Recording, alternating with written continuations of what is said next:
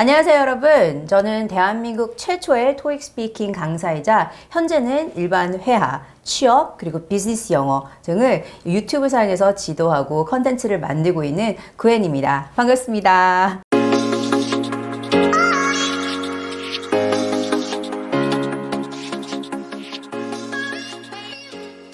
제가 그간 취업 영어를 지도하면서 느꼈던 부분을 좀 간단하게 전달할 수 있는 시간을 이렇게 마련하게 되었는데요. 취업 영어를 하면 크게 두 가지가 있습니다. 첫 번째는 이력서 첨삭인데요. 아무래도 한글 읽기도 어려운데 영어로 이력서를 작성을 하다 보니까 좀 꼼꼼한 첨삭을 요하죠. 그리고 그 내용을 베이스로 자기소개라든지 여러 가지 영어 질문에 대비하는 영어 면접 코칭이 되겠습니다. 근데 이 내용을 저한테 들고 올 때는 이미 늦었다 싶은 항목들이 몇 가지가 있어요. 그래서 여러분들께서 지금 학교생활을 하는 도중에 미리미리 준비할 수 있는 것들이 무엇이 있는지, 그리고 그것들을 미리 준비하면 어떻게 취업에 좀 용이하게 활용할 수 있을지 오늘 5가지 사항을 한번 제가 짚어드리도록 하겠습니다. 첫 번째는요, 바로 취미 활동의 부재가 되겠습니다. 분명히 취미 활동이 어떻게 되는지 한글로도 물어볼 수 있고 영어로도 물어볼 수 있잖아요. 근데 대다수의 친구들이 학교 생활을 하기 바빠서 그런지 취미 활동이 없더라고요. 그리고 뭐 취미 활동이라 해봤자 나는 영화 감상하기 아니면 독서가 취미인데요 하시는 분들이 많아요. 근데 독서도 좋고 영화 감상하기도 취미로 좋은데 과연 이걸 통해서 나라는 사람이 어떤 사람인지 보여줄 수 있어야 되는데 그러지 못하시더라고요. 그냥 나는 영화가 좋아요. 저는 책이 좋아요. 그리고 끝. 그래서 제가 그 뒷 이야기를 만들어내는 걸 그 학생분들과 같이 머리를 맞대고 고민을 하는데 제가 원하는 어떤 취미 활동에 관련한 스토리는 이런 것들이 바람직하다라고 좀 예시를 드릴게요. 먼저 첫 번째 가장 오래된 취미 활동은 바로 영어 유튜브 채널 관람하기입니다. 제 직업이 영어 선생님이잖아요. 그러다 보니까 저 또한 현대 영어 표현에 계속 노출이 되어야지 여러분들께 가장 현대적인 표현을 알려드릴 수 있잖아요. 그래서 눈을 뜸과 동시에 저는 영어 유튜브 채널, 뭐 CNN이라든지 BBC 이런 것들을 틀어놓고 계속 오늘의 뉴스를 영어 표현으로 어떻게 하는지를 들어요. 그리고 그런 표현들 혹은 그런 뉴스 기사 혹은 뉴스 영상을 가지고 수업을 진행하는 경우도 있고요. 그리고 제가 출퇴근을 자전거로 하는데 자전거를 타면서도 계속 영어 방송을 틀어놓거나 영어 노래를 듣거나 하면서 아, 영어에는 이런 표현들을 많이 쓰는구나. 우리 친구들한테 이런 걸 알려줘야지 하고 하루 종일 영어 채널을 들은 거를 생활화하고 있어요. 그래서 적어도 제 스스로를 하루에 한 3-4시간 정도는 듣는 걸로도 오로지 그냥 영어를 계속 듣는 거에 노출시키고 있고요. 또 제가 그 다음으로 오래 한 취미 활동으로는 스쿼시가 있는데요. 스쿼시라는 정말 극도의 어려운 힘든 제 인생에서 가장 땀을 많이 흘리는 순간이 스쿼시 할 때라고 말씀드릴 수 있는데 그 스쿼시라는 운동을 무려 7년 동안 해오고 있습니다. 물론 제가 선수급이야 라고 할 만한 실력은 아니지만 언젠가는 대회를 나가서 한번 이겨봐야지겠다라는 목표의식을 가지고 열심히 매진하고 있어요. 그리고 또 코로나 시대에 제가 가지게 된 또 다른 또 취미 활동으로 요가가 있는데요. 아무래도 바깥 활동을 못하다 보니까 초반에는 뭐 여러 가지 학원들이 이제 못 가게 되었잖아요. 활동도 못 하게 되고 그러다 보니까 집에서 할 수 있는 운동을 찾자라고 시작한 게 요가였는데요. 사실 저는 요가를 코로나 이전부터 한 2년 정도 수련을 하고 있었어요. 수련원에서. 근데 수련원이 닫는 순간 집에서 어떡하지? 이러다가 유튜브 영상들을 틀어놓고 제가 혼자서 수련했는데 저와의 약속이 일주일에 못해도 3번은 꼭 반드시 수련을 하도록 하자라고 해서 사실 선생님과 같이 수련을 하던 그 2년 때보다 지금 몸이 훨씬 더 유연해졌어요. 그러면서 느낀 게 뭐가 있냐면 조금 늘어가는데 내 실력이 어느 날 3-4년이 지나 보니까 훨씬 더 늘어져 있더라라는 게 느껴지더라고요. 그리고 마지막 저는 또 취미 활동이 쿠킹, 요리하기가 있습니다. 의외다 그 괜히 요리를 좋아한다고 생각할 수 있는데요. 여러분들 저탄고지라고 들어보셨죠? 키토 다이어트. 네, 저희 키토 다이어트를 하는 사람들은 쌀, 밀가루, 그리고 빵 이런 거 못 먹어요. 그죠? 말 그대로 저탄고지 다이어트예요. 저희는 많은 양의 지방을 섭취하고요. 적정한 양의 단백질, 그리고 아주 극도의 소량의 탄수화물도요. 거의 뭐 야채를 통해서 여러분들 야채, 채소가 탄수화물인지 모르시죠? 그걸 그걸 통해서 먹을 수 있습니다. 그래서 가장 최애 식품이 바로 삼겹살이에요. 그러다 보니까 이런 것들을 배제하고 좀 맛있게 음식을 먹기 위해서 집에서 요리할 수밖에 없는 거예요. 그리고 삼겹살을 밖에서 맨날 먹으면 그 돈이 얼마나 듭니까? 그쵸? 그래서 삼겹살 웬만하면 제가 사다가 코스트코 같은 데서 좀 싸게 사다가 집에서 구워 먹고 하는데 너무 구워 먹어서 그런지 얼마 전에 동생이 저더러 집에서 정육점 냄새 난다고. 그래서 소주를 엄청나게 닦았던 그런 일화도 있어요. 그래서 이런 것들이 제 취미 활동입니다 라고 말씀을 드릴 때는 제 어떠한 면면들만 보여드리는 것 뿐만 아니라 이 사람이 어떤 사고를 가지고 또 평소에 어떤 생활을 하는지 알 수 있는 그런 스토리들이 있잖아요. 그래서 단순히 저는 요리하기를 좋아합니다, 저는 운동하기를 좋아합니다 라고 말하기보다는 그거를 대하는 태도, 그거를 대하는 애티튜드를 통해서 본인의 사고와 본인의 생활 방식을 좀 녹여서 보여주면 좋을 것 같아요. 그것이 바로 나는 건강한 사람이니까 함께 일하기 좋을 거야 라고 어필할 수 있는 부분이기도 하겠죠. 두 번째 항상 아쉬운 점은 바로 영어예요. 네, 모두들 공감하실 겁니다. 뭐 영어는 전 국민의 한이라고 저는 사실 느끼고 있는 요즘이에요. 그래서 제가 뭐 머리 자리를 가면은 헤어스타일리스트도 나 영어 공부해야 되는데 하시고요. 제가 심지어 정육점에 삼겹살을 사러 가도 정육점 아저씨가 나도 영어 공부해야 되는데 라고 말씀을 하세요. 근데 하물며 취업을 준비한 여러분들께서 당연히 영어 성적에 대한 아쉬움이 있을 거예요. 그래서 영어 성적란에 분명 여러분들께서는 토익 성적 그리고 토익 스피킹과 같은 말하기 시험 성적을 표기를 하시게 될 거예요. 거기에 부가해서 뭐 중국어, 기타 등등의 언어들이 있겠죠. 근데 만약에 지금 그 성적이 없으시다면 앞으로 딱 마음 먹고 내가 취업을 딱 하겠다 그러니까 이력서를 쓰기 전까지 딱 토익에다가 2달 길지도 않게 딱 2달 정도를 투자하셔가지고 점수를 700점 후반대 혹은 850점 이상대 요 정도의 목표를 가지고 준비를 좀 미리 하셨으면 좋겠어요. 그리고 본인이 지원하는 직업군에 따라서 요구하는 점수대가 다 다르잖아요. 그렇기 때문에 무조건 900점 이대를 맞아야 돼 이런 건 아니니까 요즘에는 그걸 잘 조사해 보시고 그 목표로 해야 되는 점수를 미리 달성해 놓으면 좋지 않을까 싶습니다. 진짜 이력서를 쓰고 있는 와중에도 아직 점수가 없는 분들이 수없이 많으세요. 그리고 말하기 시험 같은 경우는 토익 스피킹 또 제 전문이지 않습니까? 여러분들 그렇게 긴 시간 필요 없어요. 내가 어느 정도 영어에 대한 노출이 있었다면은 한 2주, 길게는 한 달 정도 시간만 잡으시면 충분히 여러분들 모두가 어느 정도 인정을 받는 점수, 레벨 6 혹은 7을 받으실 수 있으니까요. 부디 제발 좀 미리 2-3달 당겨서 준비하시면서 이 성적 부분을 좀 준비를 하셨으면 좋겠습니다. 더불어 여러분들 요즘은 성적으로만 영어를 알고 있는 시대가 되면 안 되잖아요. 영어를 할 수 있는 시대가 돼야 되잖아요. 심지어 유튜브도 여러분들 영어 할 수 있으면 얼마나 더 많은 자료가 있어요. 그렇기 때문에 영어 회화는 좀 기본적으로 기초 영어 회화는 될 수 있게 내가 이 텅 빈 방에 외국인이랑 나랑 단둘이 있을 때 영어로 어느 정도 대화는 할 수 있도록 좀 기초 회화를 준비를 하셨으면 좋겠어요. 근데 이런 경우가 어떤 경우가 발생하냐면 면접을 준비해야 되는데 뜬금없이 영어 면접 있으니까 준비하십시오 해서 부랴부랴 저를 찾아오시는 분들이 있어요. 물론 하루 이틀 만에 준비가 안 되죠. 근데 어떻게든 스크립트를 만들어서 그걸 외워서 가게끔 제가 만들고 도와드려요. 근데 그게 과연 본인의 실력일까요? 그리고 그게 과연 아무리 내가 연기를 잘한다 하더라도 현장에서 그게 들키지 않을 수 있을까요? 그렇기 때문에 미리 앞서서 준비하는 게 필요하다는 거예요. 그래서 항상 영어에 대한 아쉬움이 많으니까 여러분들 미리 뭐 짧게는 2-3달, 길게는 6개월에서 한 1년 정도 내가 영어만큼은 졸업하기 전에 조금 어느 정도 말할 수 있는 사람이 되겠다라는 목표를 좀 가지셨으면 좋겠습니다. 다음은 소셜라이징이에요.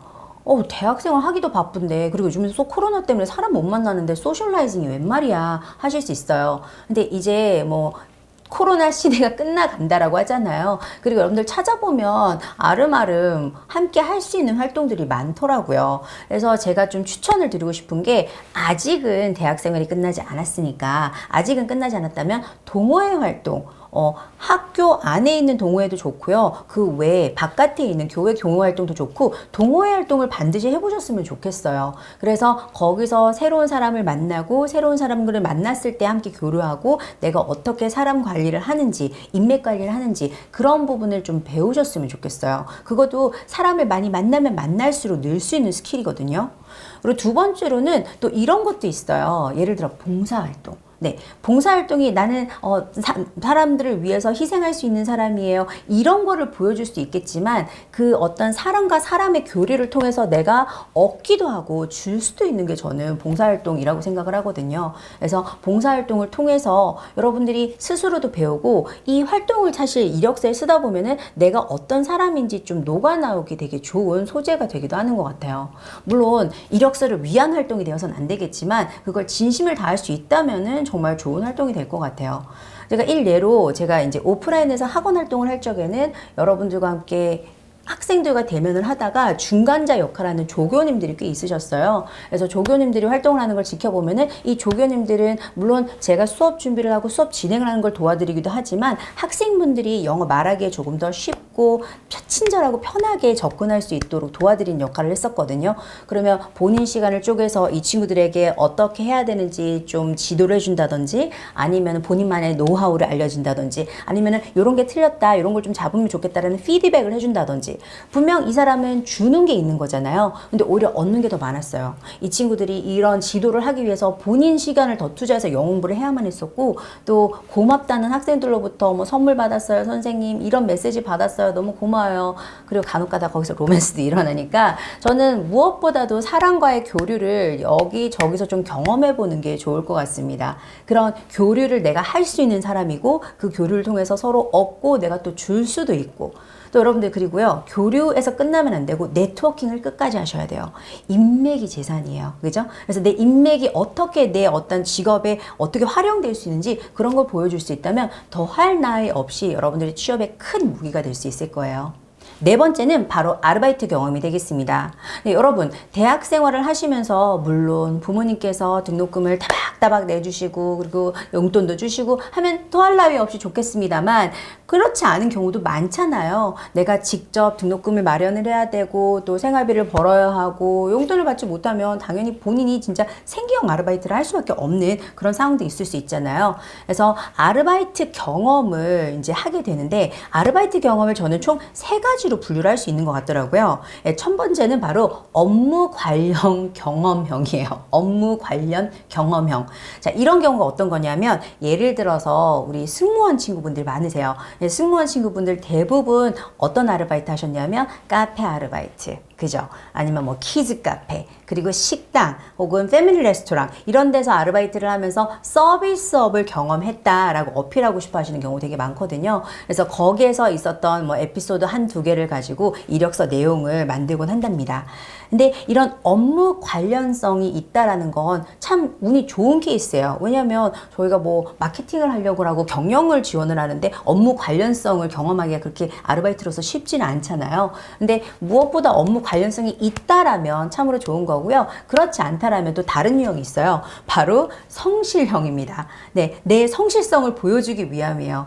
제가 제일 기억에 남는 학생 중에 한 명이 여학생이었어요. 네, 여학생이었는데 이 친구가 편의점 알바를 했다는 거예요. 근데 편의점 알바를 심지어는 여학생이 야간 알바를 했대요. 밤에 새벽 시간에.